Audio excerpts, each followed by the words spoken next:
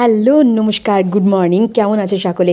ছোট্ট একটা ব্লগ ভিডিওর সঙ্গে তোমাদের জানাচ্ছি অনেক অনেক স্বাগত। দেখতেই পাচ্ছ এখানে মির্চি নিয়ে নিয়েছি, বড় বড় মির্চি, সেগুলোকে কেটে ধুয়ে রেডি করে রেখেছি। আর এখানে নিয়ে নিয়েছি বেসন, তার মধ্যে দিয়ে দিলাম ব্রাউন সুগার, আগে নুন দিয়ে দিয়েছি, না এখনই নুনটা দিলাম। এরপরে একটুখানি সামান্য তুমি তেল দিতে পারো, ওটা স্কিপও করতে পারো, বাস।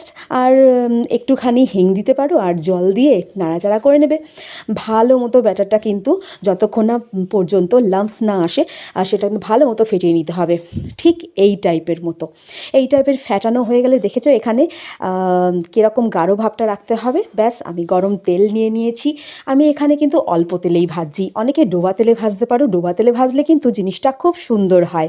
আর এর মধ্যে আমি যখন সাউথের দিকে থাকতাম তখন তার মধ্যে কিন্তু পুর ভরে বেশ একটা মির্চি ভাজির একটা সুন্দর রেসিপি আমি খেয়েছিলাম, খুব ভালো লাগে। আমি যদি পরের ভিডিওতে আমি আসি, নিশ্চয়ই সেই ভিডিওটা তোমাদের সঙ্গে শেয়ার করব।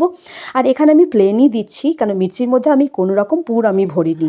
তো গরম তেলের মধ্যে দেখতেই পাচ্ছ একদম মির্চিটাকে বেসনের মধ্যে লেপটে সঙ্গে সঙ্গে দিয়ে দিয়েছি গরম তেলে। এখানে তুমি সর্ষের তেল যারা খাও তো নিতে পারো, ভালো মতো গরম করে নিতে হবে, কারণ সর্ষের তেলে একটা উগ্র গন্ধ থাকে।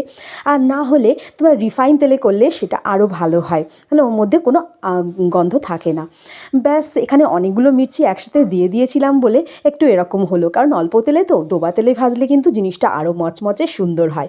সুন্দর মুচমুচে মুড়ির সঙ্গে কিন্তু, আর গরম গরম ডাল ভাতের সঙ্গে কিন্তু দুর্দান্ত একটা রেসিপি। তোমরাও ট্রাই করে দেখতে পারো। আজকের রেসিপিটা, আমার ভিডিওটা কিন্তু এই পর্যন্তই। কেমন লাগলো অবশ্যই জানাবে আমার কমেন্ট বক্সে। Tata, bye bye. সকলে খুব ভালো থাকবে, সুস্থ থাকবে। দেখা হচ্ছে অন্য একটা ভিডিওর সঙ্গে। ততক্ষণ পর্যন্ত টাটা।